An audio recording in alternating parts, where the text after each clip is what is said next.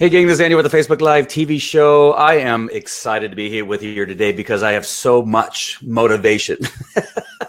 I've just come back from two stints at the You Everywhere Now Celebrity Boot Camp. I was there last week for my own, and then this week I was there to support some of the new students. And then my partner, Everett O'Keefe, who we partnered up along with Mike Koenigs to bring you a type of mastermind called the Certified Consultants Accelerator. And so You Everywhere Now Certified Consultants Accelerator. And I have not been this motivated in a long time. Now, I've been motivated to create little products here and there, but to really now go to the next level. And what I want to do, hopefully, over the next several months is do the same, or help you guys do the same thing with whatever it is you're working on, is go to that next level. Because I think if you're anything like me, and I'm not saying that you are, but we, many of us in all these communities that I'm involved in, whether it's the masters, or some aspects of You Everywhere Now, or Publish and Profit, or Speak and Profit, or Consult and Profit, or Create a Launch It Profit, or the Facebook Live TV show, that we've gone to a certain spot, and then in some cases, maybe like me in some cases, have gotten to that level where I say, this is where I am comfortable right now, because I don't feel comfortable saying that I'm in the same league as, you name your person, Russell Brunson, Mike Koenigs, Pam Hendrickson, Ed Rush, that I don't feel like I'm on that same level, that I've come up to where I belong, right? Which is not true, where you belong, where we all belong in making, $100,000, $200,000 a year, that's, or 70,000, let's say. So let's say we've gotten to that level where we've improved, right? From where we were, which was, for me, which was the basement down to the bottom, where I had a level of success. I crashed and burned, and then I was coming back up, and now I've reached my first plateau, which is not bad at all.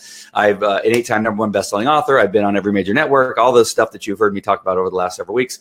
And then blah, I just kind of get stuck. And so what I'm able to do is meet my, my bills, and maybe at times buy little extra things here and there for the kids and that kind of stuff, that I've gotten to that level, and kind of like, well, that's where I belong, because I'm not, and again, name one of those experts that you follow that you believe is your, your guru or your sensei or whatever it is, that I'm not them, so I don't belong there. Wrong. We have been here long enough, right? A lot of us need to now step up. And the good news is I've been on the same webcasts. And as a matter of fact, I've been on some of the same stages as some of the big names. And so even though I've heard it, this kind of reminds me when I wasn't able to call myself an expert in the dog business, where I kind of stopped. I stopped below Cesar Millan. I stopped below some of my other colleagues that I'm now, in some cases, surpassed. But I remember being in that place where I did not feel comfortable saying, I'm no Cesar Millan, or whatever. But lately, I've gotten some good feedback for being on some of these shows that, you held your own. Somebody said that the other day. Barbara, I think, said that in one of the communities, or one of the things I was on the other day.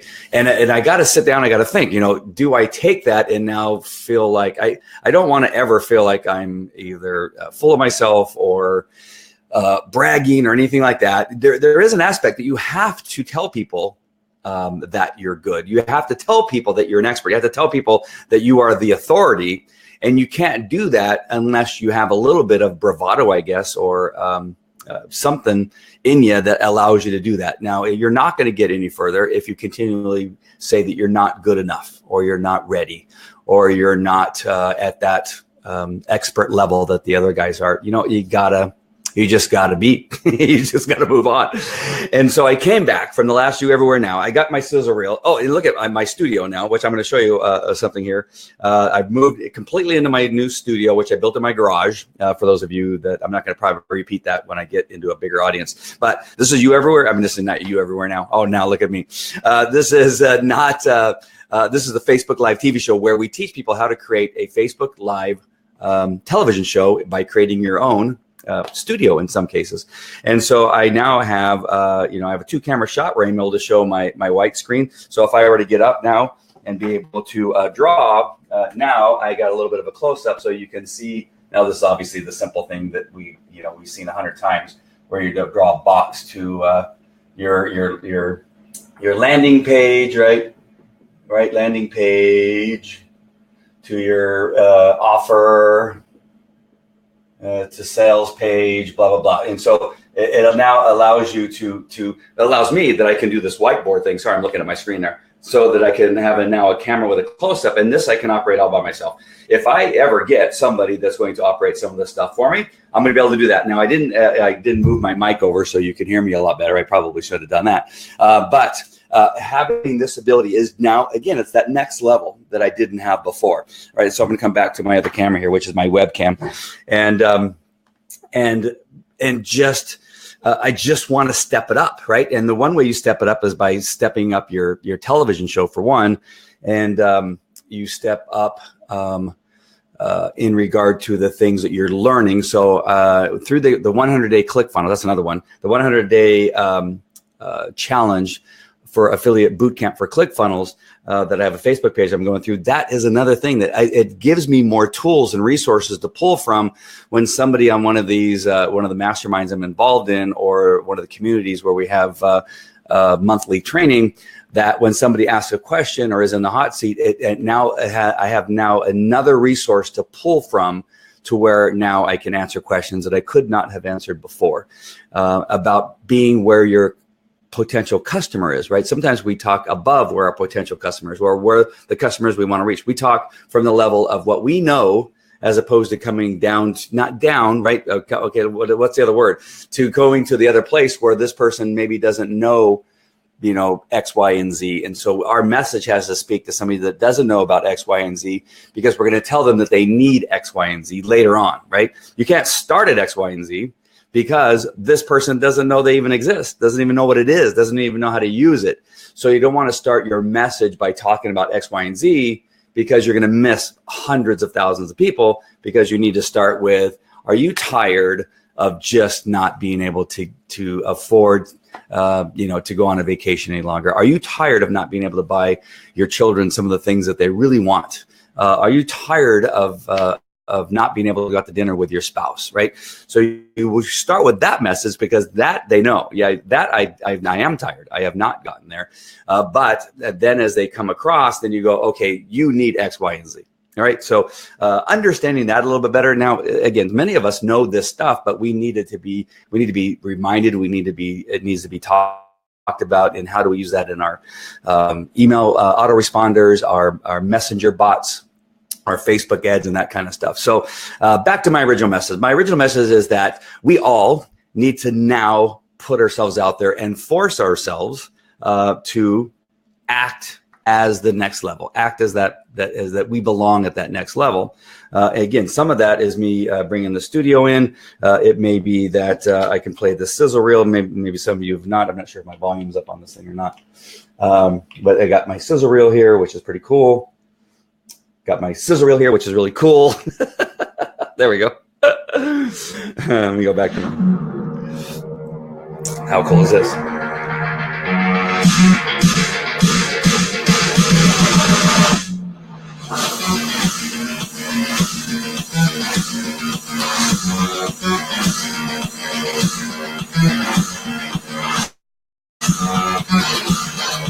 Show you my favorite part.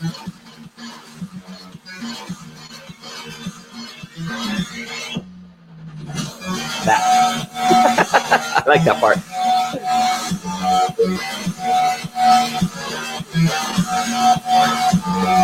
It's me with makeup on.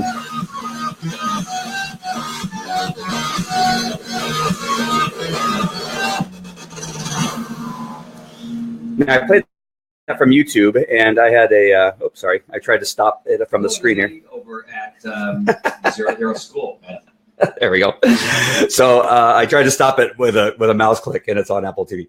Hey, April. Glad to see you. there is a space for everyone who provides value, and we all have something to contribute. Right. That is true. But when you don't want to get stuck, right? And I think that there is a place that sometimes we feel that this is where I feel safe.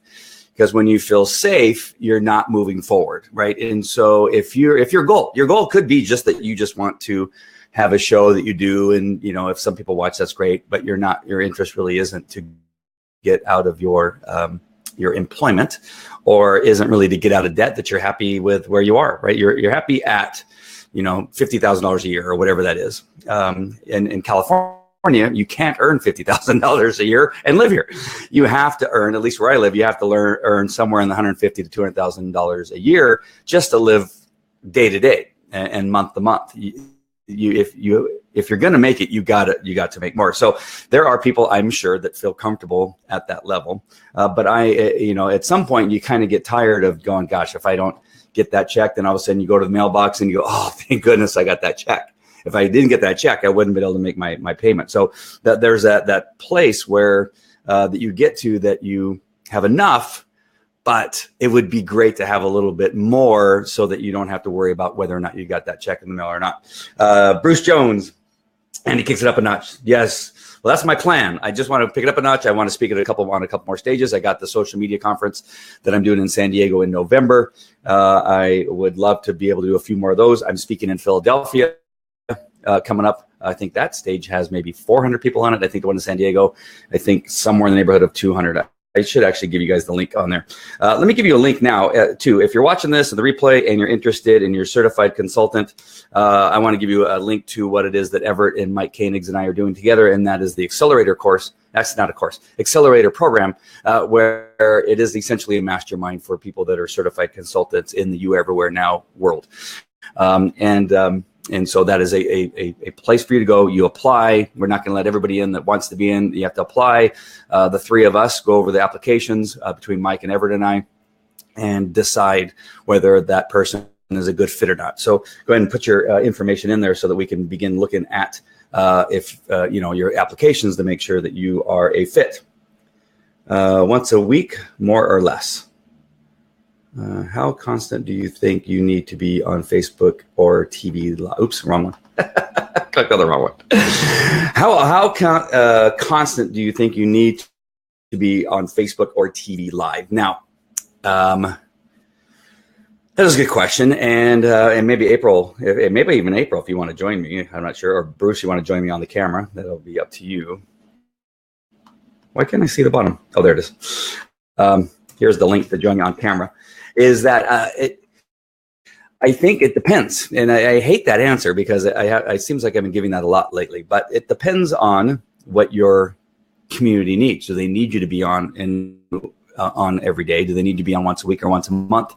That's one of the questions we had about the mastermind in regard to the Accelerator course. Is do we do that? Do we do it once every 2 weeks? Do we have a call, or do we do it once a month? What is it that we need to do to make sure that we're reaching that group enough so that they feel like they're getting value? I see Bruce has decided to join us over here. Great. I'll bring him on. 3, 2, 1. Here you are, Bruce. How you doing, Bruce? Hi, Andy. I'm good. Good. I haven't talked to you in a long time, it seems. I know, not live over the air here. I was just, I wanted to, I need a little more light. It's a little dark, but there I am. Yeah. So that's right. That's my question. Here, hold one sec. I'm just going to put these lights on. No worries.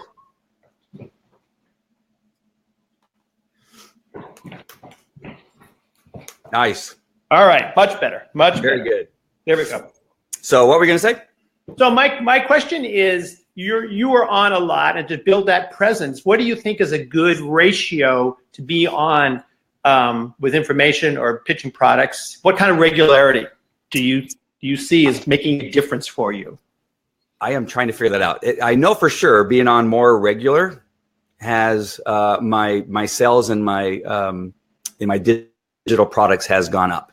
Every time I go up now, it used to be, that in Kajabi, they have the 30-day thing that they look at. Mm-hmm. And there were a lot of 30-day things that I looked at where there was 0. But since I started going on more often in all of my things, where it's the dog products or the digital products in relationship to, Facebook Live and that kind of stuff, and the attorney products. I have consistently had sales always within those 30 days, and that's been within the last probably 4 to 5 months. Every month I've had 8, 10. My best month I think was 15, where I had 15 sales in that 30-day window, and that's. I've also been better at putting the URLs that people need to follow to get there, so they can get to the landing pages, that kind of stuff. The calls to action. And what do you think? So you're in 3 different industries. You have the dog industry, the lawyer industry, and the TV industry. Are you on the same frequency in each one of those markets? Are you on a weekly basis for each one of those? No. The thing I do most often is the online marketing niche. Facebook Live and it's really actually turned into a bunch of Facebook stuff. Right. Facebook, Kajabi, and ClickFunnels stuff is there's a name for it, I'm sure, but digital marketing is the only thing I can give it, put it under one window. I'm on that stuff way more often. In the dog training, it's about once to twice a week.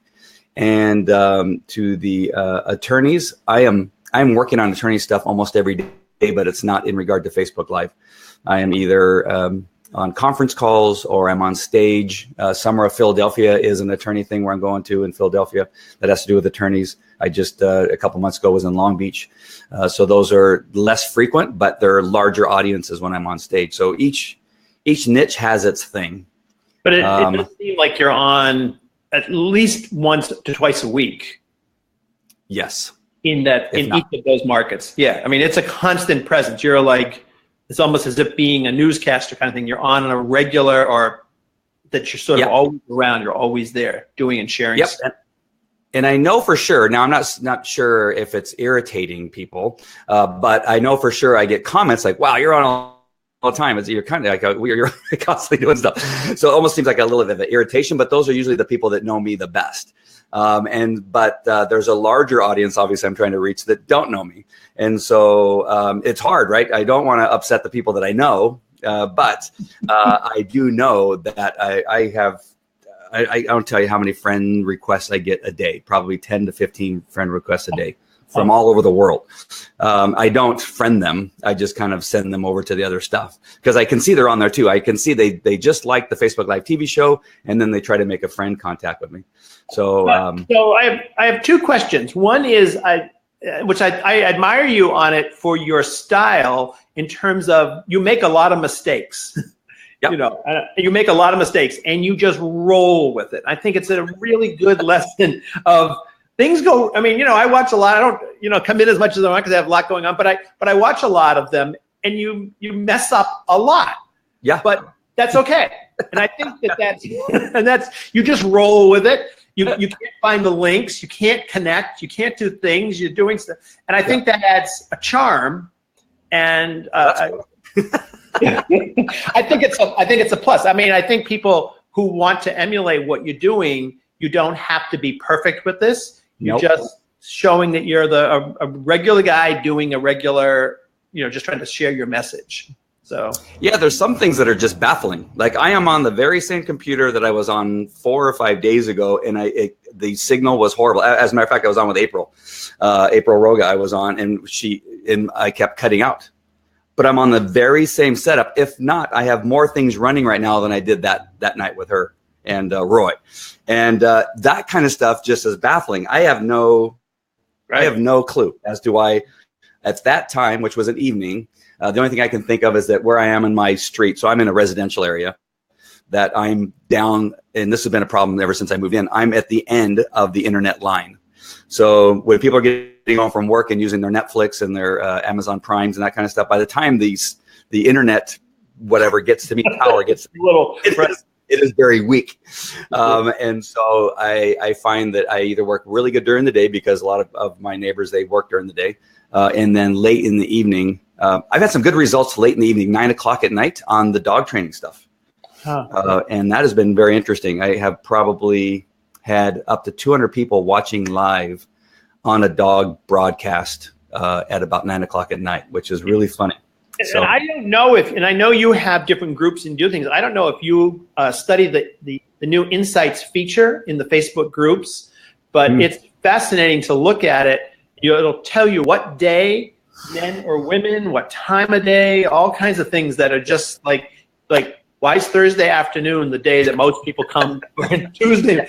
Like, it's just, but you could match yourself up to those frequencies. You know, yeah, that's where knowing your audience really comes into play, right? If you're going to be speaking to mothers that have children, that in the evening when the kids are at bed, that's the time to try to reach them. If it's people that can only watch it, that's why those lunch and learns often work, because people want to watch something while they're at lunch. And so knowing where your audience is. Roy just brought up a good point. This is one of my new friends here, Roy.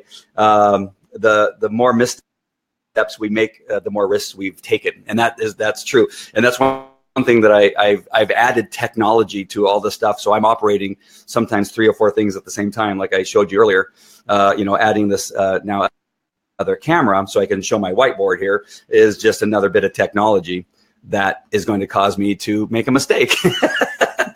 And that's the thing. But again, I don't want to get stuck, right? I felt like I've at least been stuck in the digital marketing thing in the same spot for a while.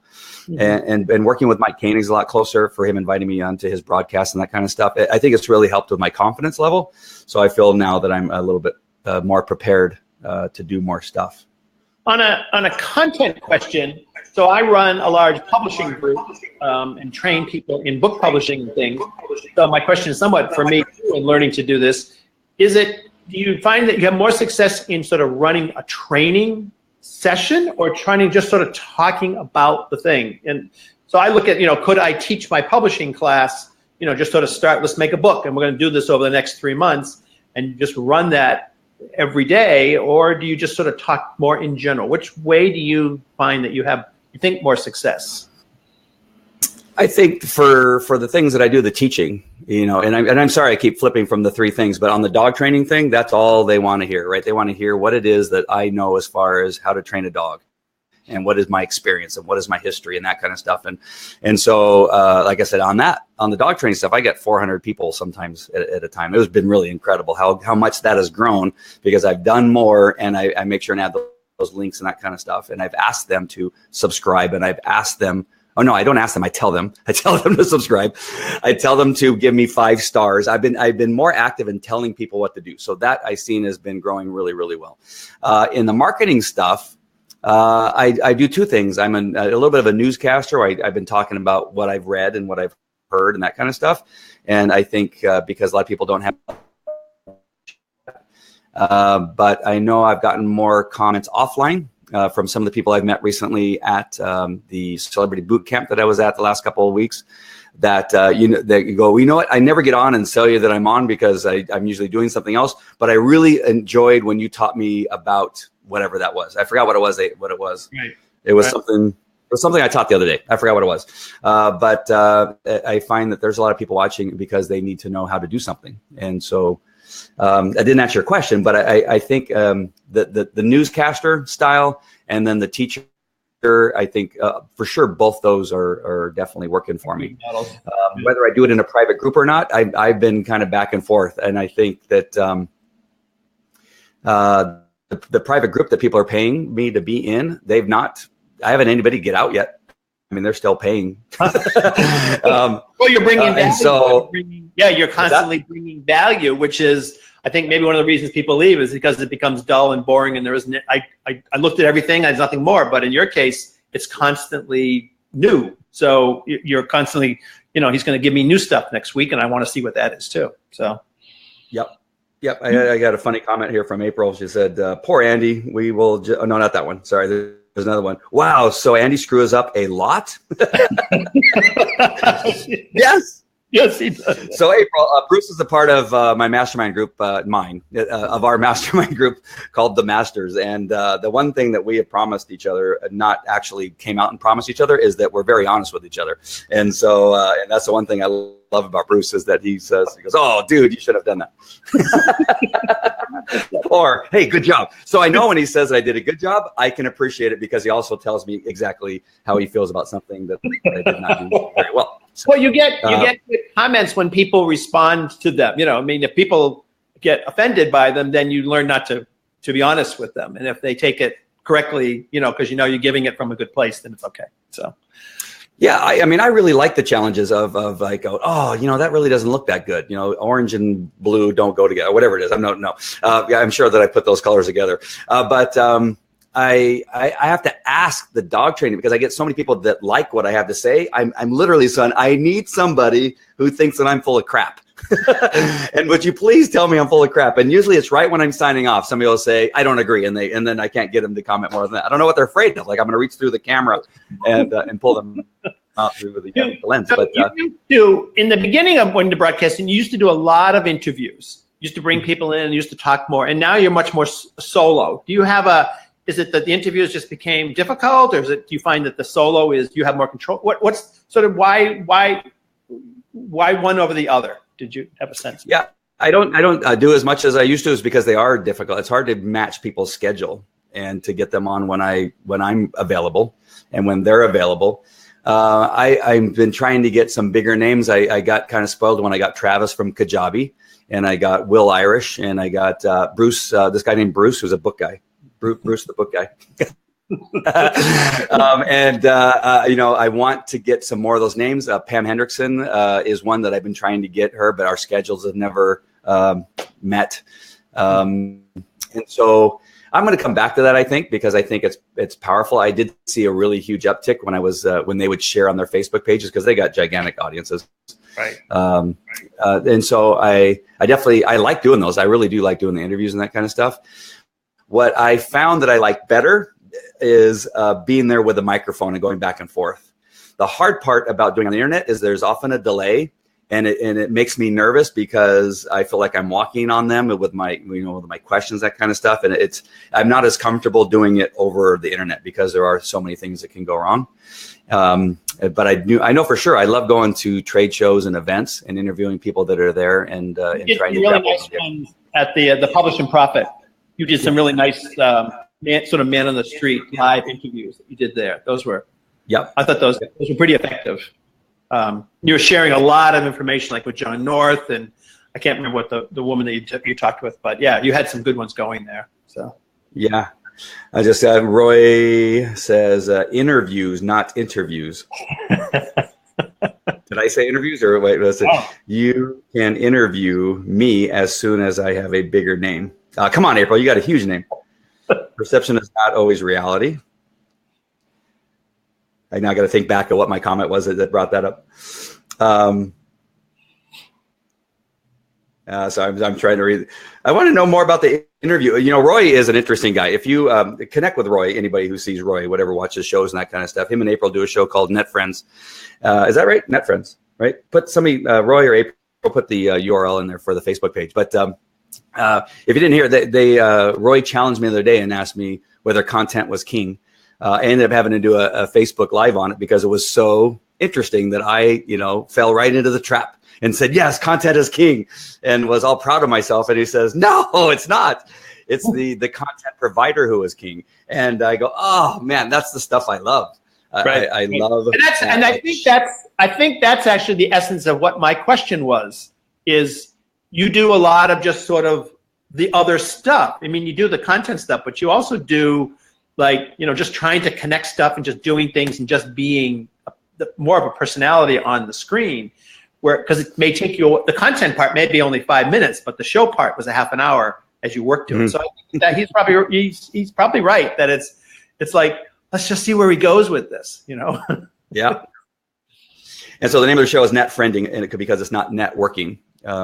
Net friending makes a lot more sense because you want to create relationships with some of these people and connect. So back to your point is that there's a couple things I like to do, and one of them is find more ways to use whatever it is that we're learning. So the other day in the ClickFunnels 100-day challenge, they were talking about the soap opera sequence of your emails that go out, and thinking, wow, that's a really powerful way of writing out something that you're going to use on stage, or some type of message you're going to give, and having that, going through that exercise where you decide to use it as a soap opera email auto response system or not, that it's still powerful to go through. So regardless, so looking at stuff like that and thinking, how can you repurpose it and use it? Repurposing is is something I'm always trying to look for and what I can do. And then the other thing is trying to use parables or things that will cause people to remember something. And so the other day, I forget, somebody was on a hot seat, and Mike and Everett and I were doing a hot seat for somebody. And they were nervous about telling a potential client that the free information that they were giving them over lunch or whatever that they were being invited to had to end, because at some point they needed to make money, right? And so they're going, I don't know when I do that or how I do that. And then I thought about right away about, dogs require leadership. Dogs want leadership.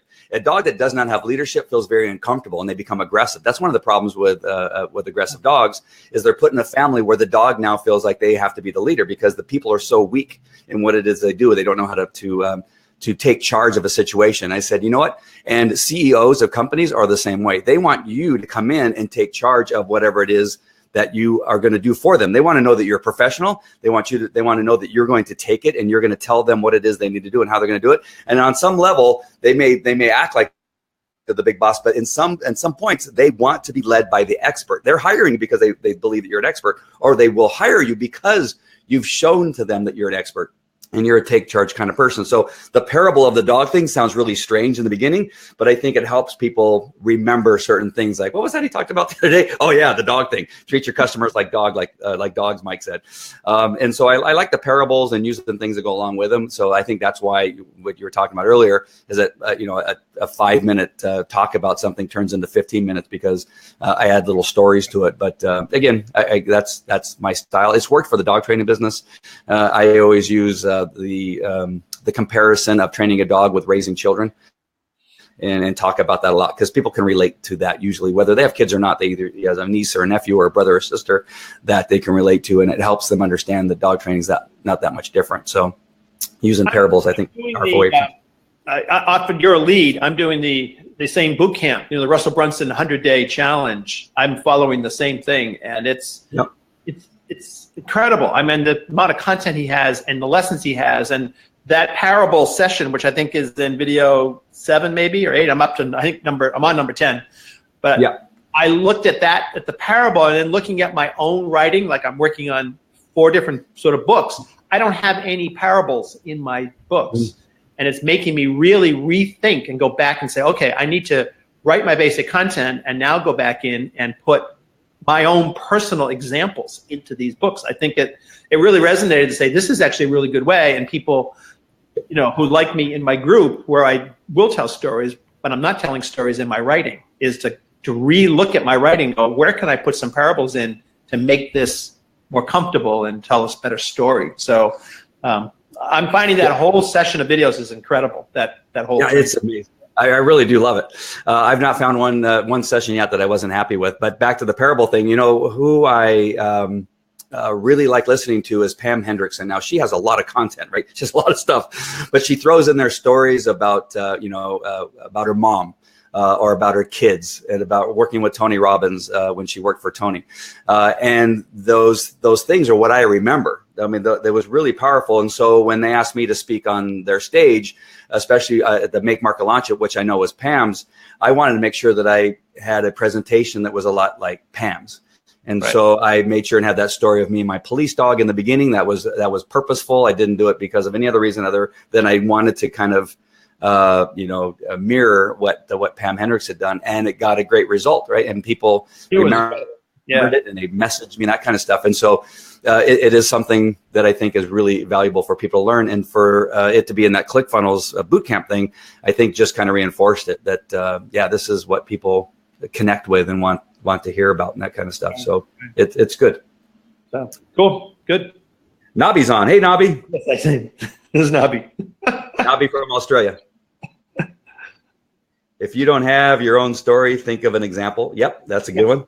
Yep. Yeah, you have some other person that said, I had this friend who blah, blah, blah, and then you can use them as their example, or a quote from a famous person. I've seen a lot of people do that kind of stuff, and Pam does that too. She brings in a lot of quotes in her on stage presentations.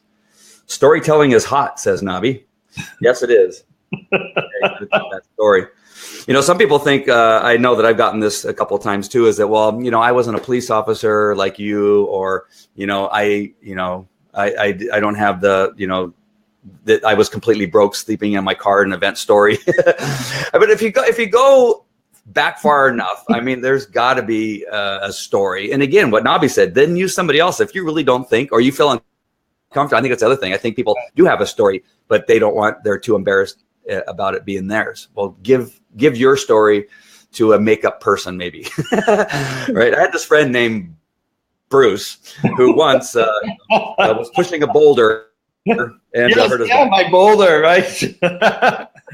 That's those we did. I walked in a new place. I walk in this place all the time, and there's another trail. We took the other trail, and it's on the side of it goes around the back side of this area, and it's filled with rocks left by the glaciers.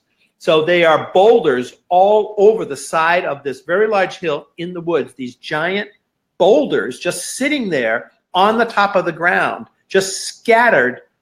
Yeah. That's probably the biggest one, but there were other ones that were equally as impressive, just sitting on the side of the hill in different places. I think they just left as the glaciers retreated. They just got dropped. And oh, really?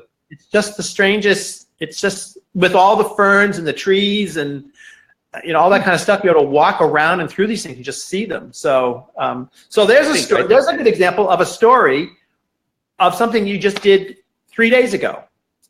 Yeah. Where I just happened to go for a walk, and we just created a story out of something that was just done like 3 or 4 days ago, to see it. It could be about obstacles. Yep. Yeah, you just kind of do something. But it was, pushing that giant rock. Yeah, and I think the real story is that I think millions of years ago, that was an ancient bowling alley for giants. Right. Yeah.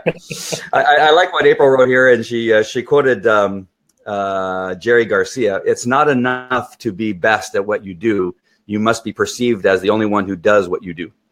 Jerry Garcia. Who knew he was such a marketing genius? Must be perceived as the only one.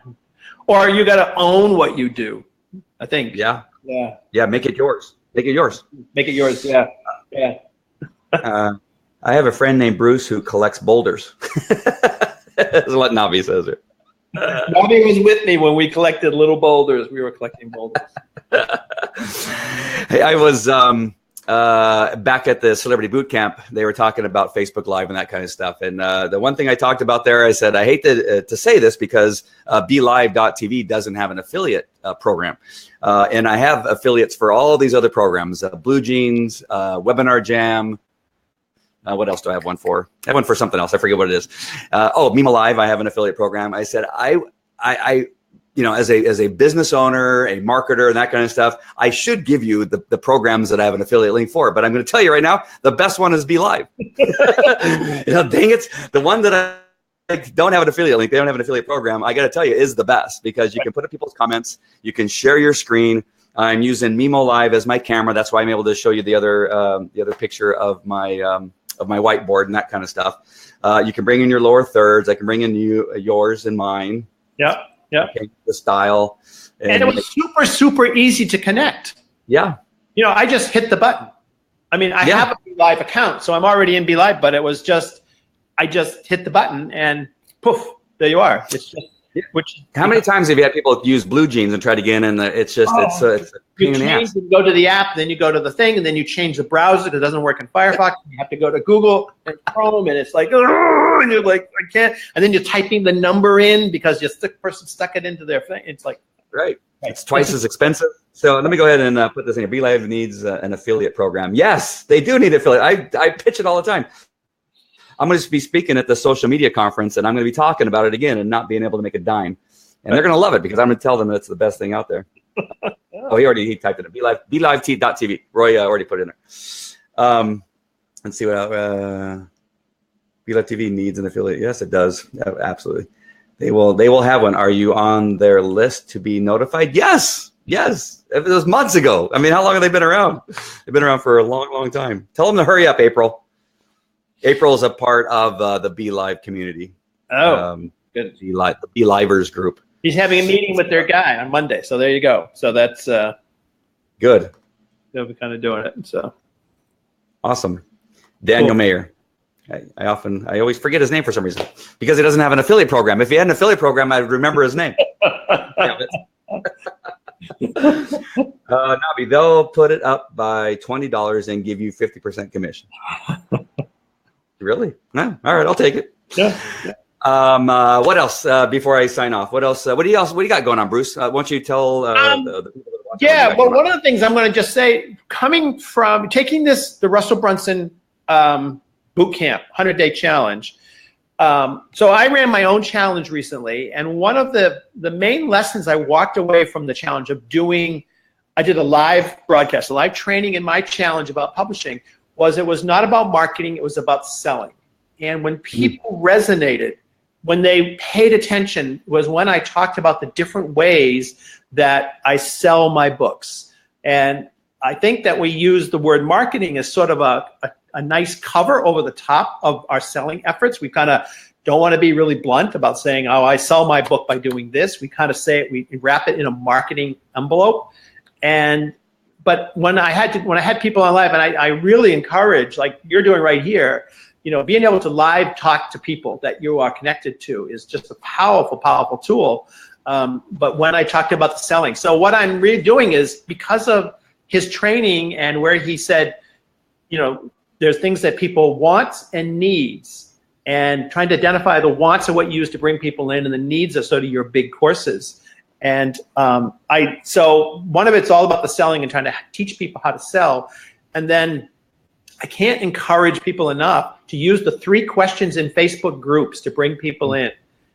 It's just so powerful. So in my group, when you join my group, my publishing group, I have 3 questions. How did you find me? What do you want? That's the wants, which I didn't realize I was asking the want. And then, do you have a book in you? And so I'm now going back through that list and looking at all that data and identifying these are the things that people told me what they want for wants. So now it's my job to make those things.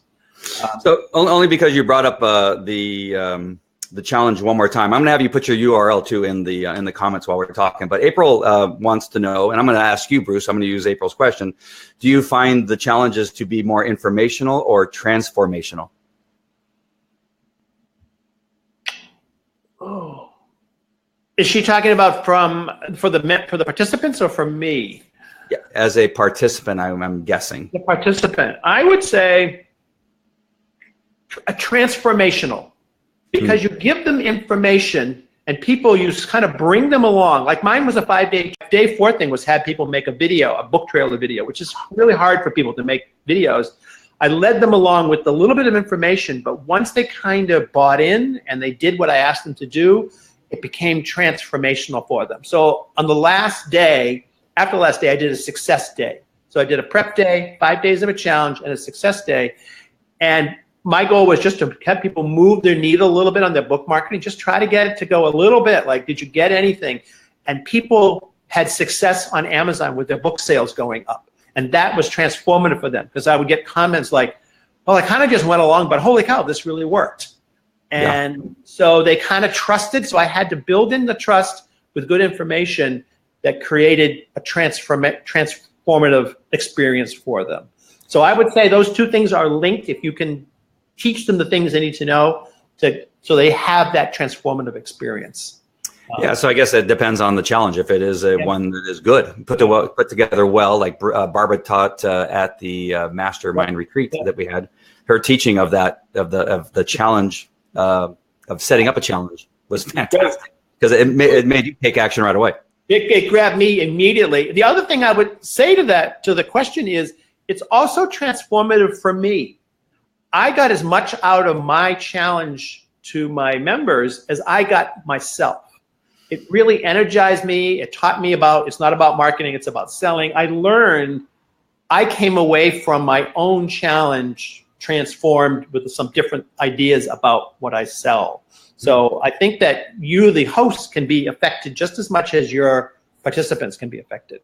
Yep. Which I did not expect that to happen, but that did happen. That I was like, oh, this is really amazing. And it's so cool when people start to do it with you. Like you're giving them the information, and then they go and do it. Then they come back and go, holy cow, this really worked. And you're like, oh, good. I thought I maybe just winged that, but I guess I actually taught some good stuff. So. Yeah, and I think that's why the 100-day boot camp has been that way for me, because and I'm only on day 10 of 100 days, right? So in the first 10 days, I've already been able to use the information that I learned in the 100-day boot camp on a hot seat where I was one of the people teaching on the hot seat with Mike Koenigs, and it made me look like I knew what I was talking about because I had information that was fresh and I was excited about telling it. That's the other thing. It was new to me, and I was excited. Oh my gosh, this is great information, and I used it as my own, and it made me sound so smart. So it was transformational because some of the things I got comments were, God, that thing that you said was really good. Right. The learning part and then being able then to regurgitate it in some format is just, it makes you a better teacher because you're learning and teaching, and it makes you a better teacher because you're engaged in spewing out the information that you're learning. So here's a question I would ask you. And yes, I said spewing.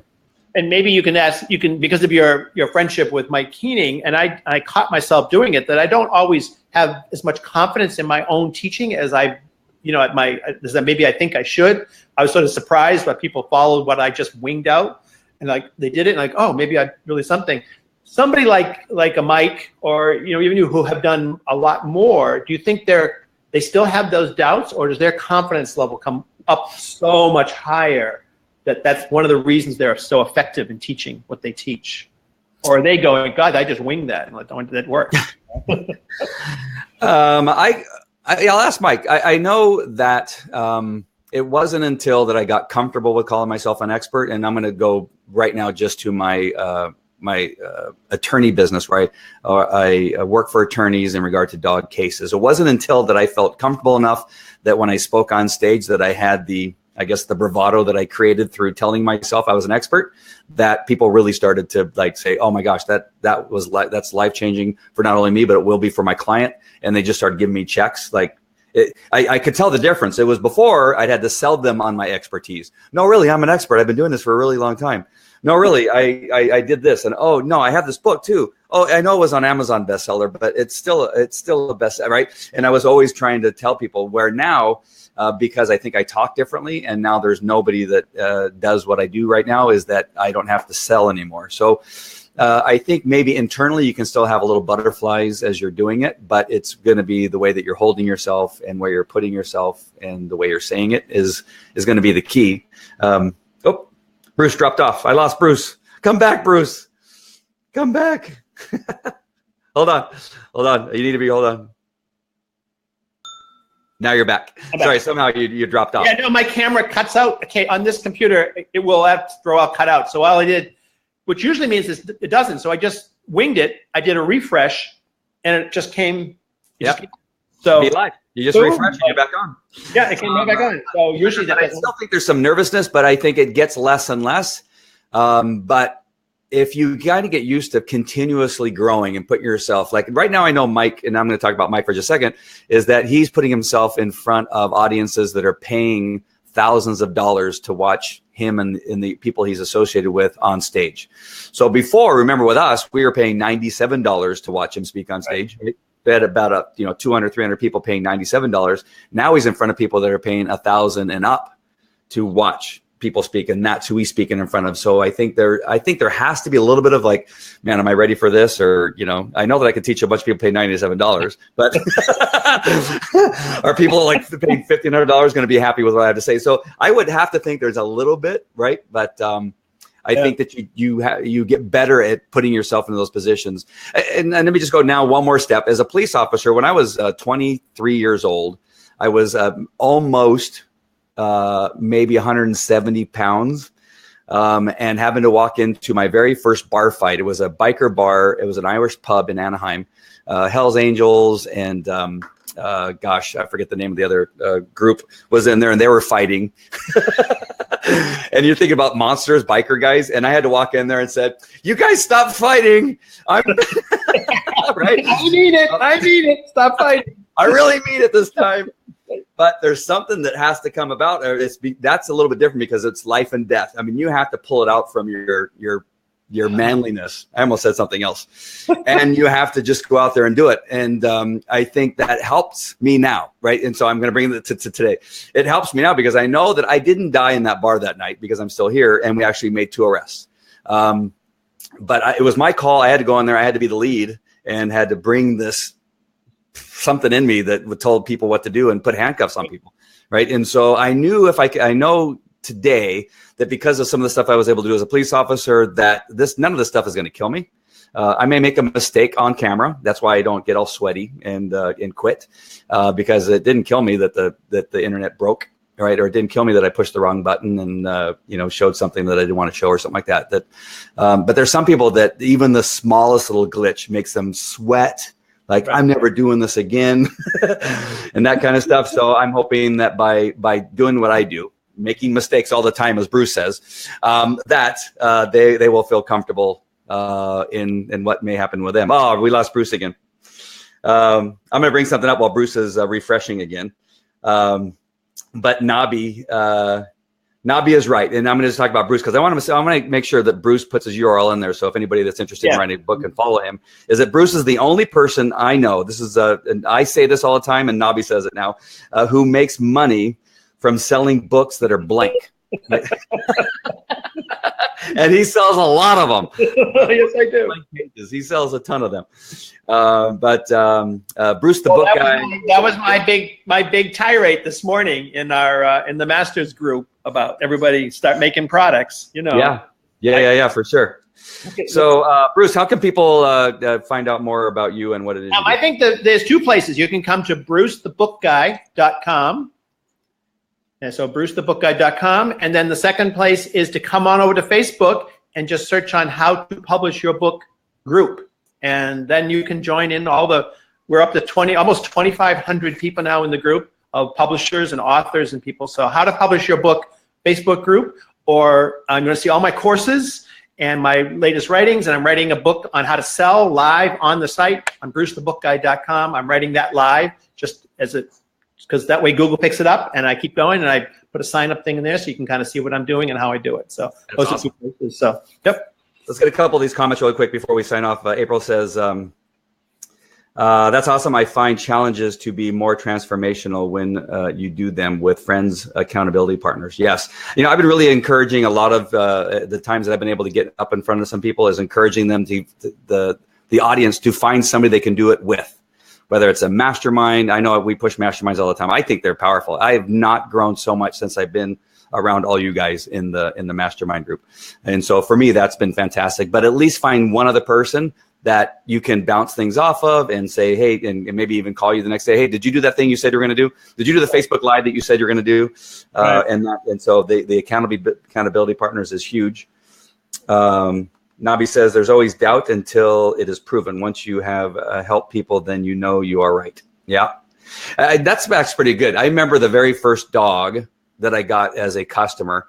The owner of the dog, it was a security dog, and the dog tried to bite everybody that it came across. Right, he had this dog that literally it was made for a company so he could walk the dog down the hallways and stuff like that, but he couldn't because the dog tried to bite, the secretary, the mail guy that was taking the mail from one house to the next. And he's like, I've tried to go to every trainer. They turn me down. They say that the dog is lost, that you need to put the dog to sleep. And they said, will you help me with my dog? And so he goes, here's a check for whatever it was, $100 or something like that. And that dog eventually became the mascot of the company and could be pet by everybody. And it didn't have to be euthanized. He just needed to be given direction. He needed to understand that he needed to be the leader for that dog, right?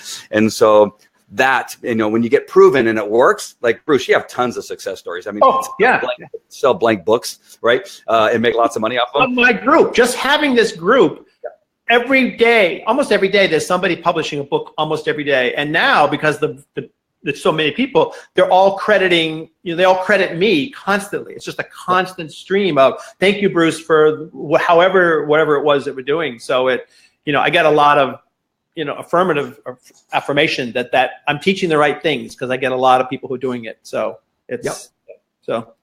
And Nabi says, when you are talking about it, everyone is listening. For them, it is the first time they are hearing it. And it doesn't matter how many times you have told the same story or information. Yes, that is for sure. When I was speaking at the social media conference, the very first time, that was their first one, and they asked me to come. And I had told the story to all my community. You guys, everybody that Mike Koenigs, Pam Hendrickson, Ed Rush world had heard my story thousands of times.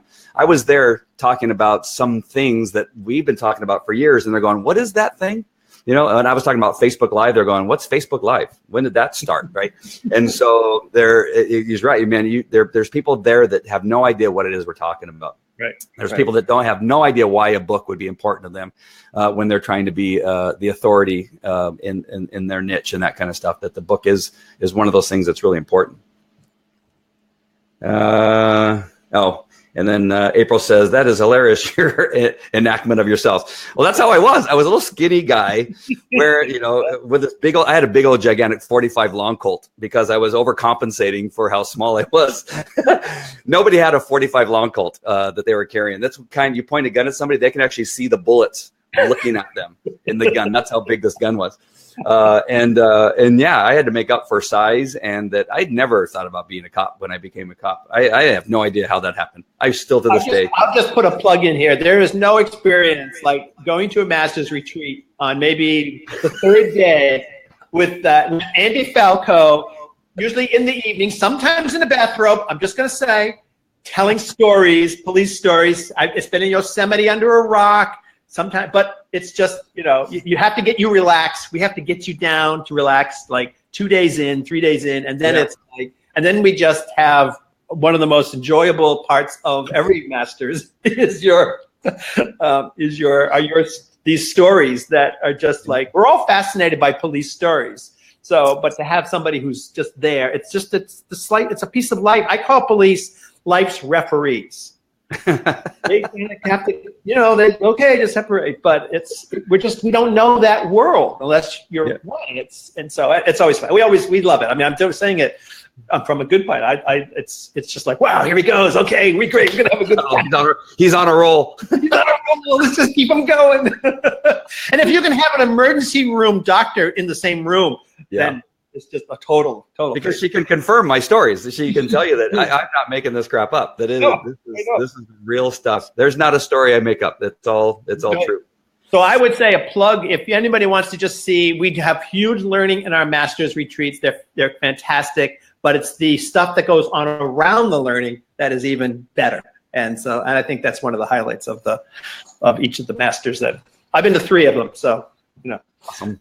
So yeah, they're great, and I'm so happy that they're going as well as they are, and people are doing well because of them. Some of the members have increased their prices tenfold, and are just doing so much more stuff. So I can't be any happier than I am with the group and just being a part of it. I mean, I could just be a part of it and not be one of the people running it, and I would be equally as happy because it's so much fun. It's a great learning and a great way to meet like-minded people who are interested in moving their professions forward and moving their products forward, and just learning how, and just also sharing that you're not alone. Because so much of this internet sort of marketing kind of world is you just sit in a little room by yourself a lot. So it's a great way to, plus you get a video. Yeah, it's a great way to share all that. So. Yep. All right. I put the link in there if anybody wants to go to the Facebook page for the Masters and see a little bit about who we are. It should be the mastermindretreat.net. That's the URL for the Facebook page too. But at least the Facebook page, you get to see some of the stuff we're doing. All right. Anything else, Bruce, that we want to talk? I guess the moral of this particular episode is that let's take another step up. Let's go. Yeah. It's right. That's what we're trying to learn, and we'll be.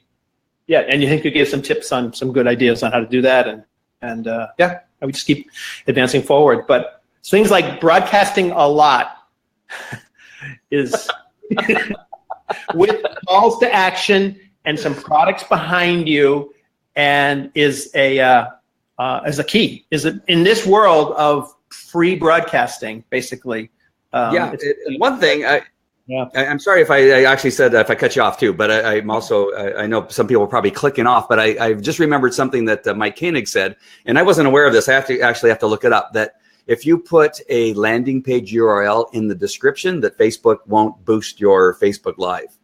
So they want URLs to be made in the comments. Do April or Roy have any feedback on that before we cut off? I know we may cut off before then, but that was talked about. That not in also be on the wall behind you. Oh. Yeah, they can be right there, and then there's nothing being cut off. Or maybe even put it in the right above your head. Why not have a URL sitting up there? Yeah, why not? Just go up a little bit, just up above that right on wipeout board. You can put a little thing that you could change for each show. So you have little hooks, a little board, the dog one. Yep. The police one. Just, it's sitting there. Just put it over the screen. You got all that space up there. And then it's there all the time. Now you can put it in your agenda, and it'll show up in the Yes, you can do it in the agenda too, right? And I do that. I will put it in the agenda, and it just sits there in the bottom, and you can bring it in and out without looking cheesy. But yeah, well, that's where a branded URL is the best, not a Bitly or a ClickFunnels, right. With a bunch of characters. Put it on your shirt, like Art Nobby says, right? You can put it on your shirt. You can put it really anywhere.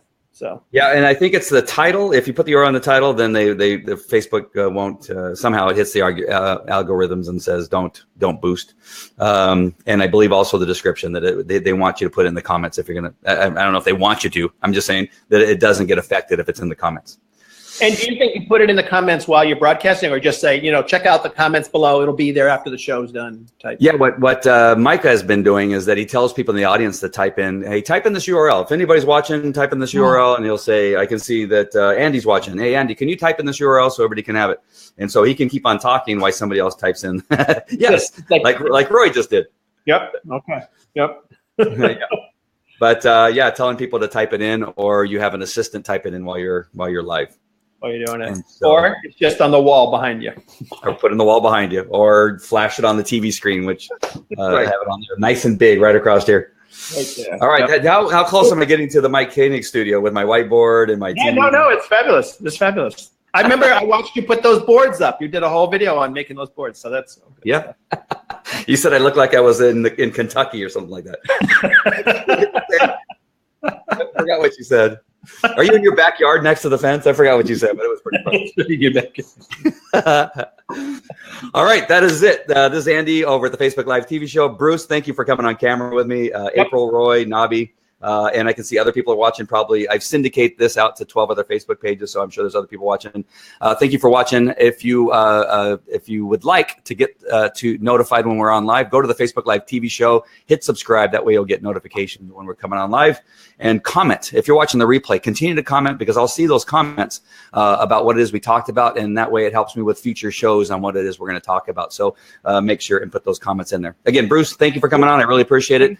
Go visit brucethebookguy.com and he's how to publish your book Facebook page group. Yes. Yeah. All right, that is it. I'll talk to you later. Bye. Bye.